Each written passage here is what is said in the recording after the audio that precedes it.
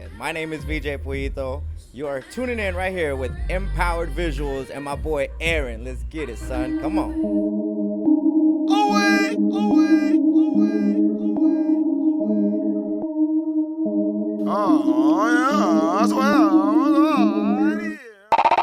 Oh, so saucy, nigga. Drippin' and drippin'. All of my niggas so saucy, nigga. So much money, got a nigga flossing, nigga. Designer, baby. All of my niggas so saucy, nigga. Pretty much like, just killing it. It's like anything that you gotta do, man. It takes hard work.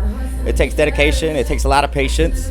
And you actually just gotta put in that grind, bro. There's really nothing more to it than actually going out and for years, like, you don't just get successful from one day to another. You have to actually like put in that time. You got to put in that grind.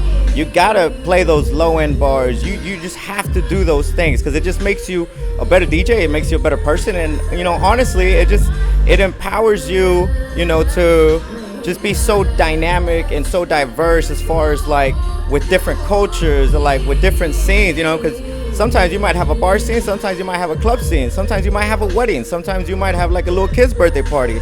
And until you actually go out and do those events, like you're not really gonna know what it takes to actually like run, a multi-million-dollar business or something like that, as far as like a nightclub, that makes a lot of revenue.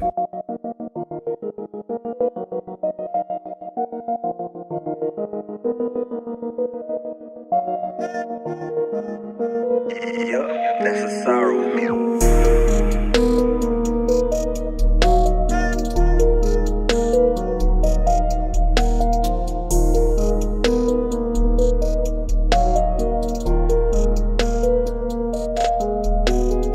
But it all started, a long time ago. I used to work for Tyler Media before I even started doing any of this DJ stuff. So I got a little, behind the scenes kind of thing. I did a lot of events, used to, tangle around with Mangoes, with the OK Corral, with all the Tyler Media people, like, and, I just learned from them.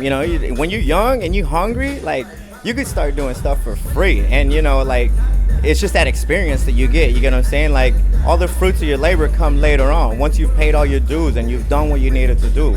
So, I mean, that's how I feel about it. There's other people that, just want to take the easy road and just copy, doing something, just twisting it, but at the end of the day, it shows. It shows if you put in that work or if you didn't put in that work, the clientele is going to know, the audience is going to know, especially the bar owners, man. They're the ones that are going to actually know because, they're seasoned vets in this business, bro. It all starts from the top, you know what I mean? Like, if you have a good foundation as far as, like, an owner or a manager that's actually going to, tell you, hey, you know what, you need to work on this because it's just not working out for us. And, you have to have those strong conversations with them because if you really don't, that's whenever you start losing your edge and stuff. So I honestly think, having a good manager, having a good owner, having somebody that's really on top of you the whole time, just like, hey, you know what, you need to work on this, you need to work on that. Because if you don't have that foundation, they're just going to let you run loose. And half the time,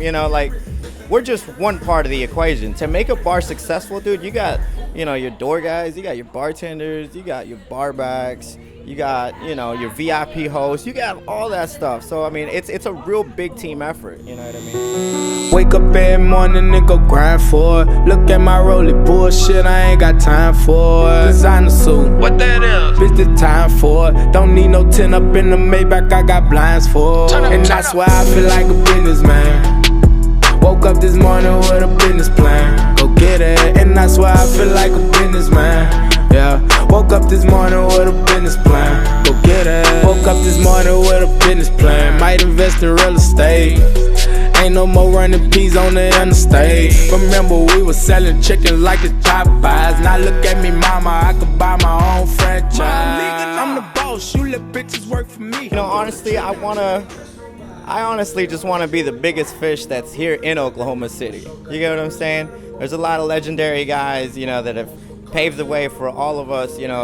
I consider myself like one of the youngest guys because I was, I have, big names that, came before me that paved the way in Bricktown before I even was able to come and do this. But honestly, the next step, I think it's going to be like, a bigger city, more than likely, or, just just keep doing what I'm doing and just become number one, you know, like here overall throughout the board, you know, not just at a bar, but like at a nightclub too. Like, you know, those little things, they eat at you, you know, as a DJ. Like you want to be number one, even though most of the time with other DJs, it's a friendly competition. You know what I mean? There's some times where it's not so friendly, but that's just me, man. I just want to be number one. And I just love my job, man. I entertain people. So as long as people are coming and they happy, you know, it don't matter if it's 20 people out there or if there's 200 or 2,000 people, like, you're there to do a job. And as a DJ, you have to love to do this, because at the end of the day, like, if you're here for the money, like, it's really not worth it, you know, like,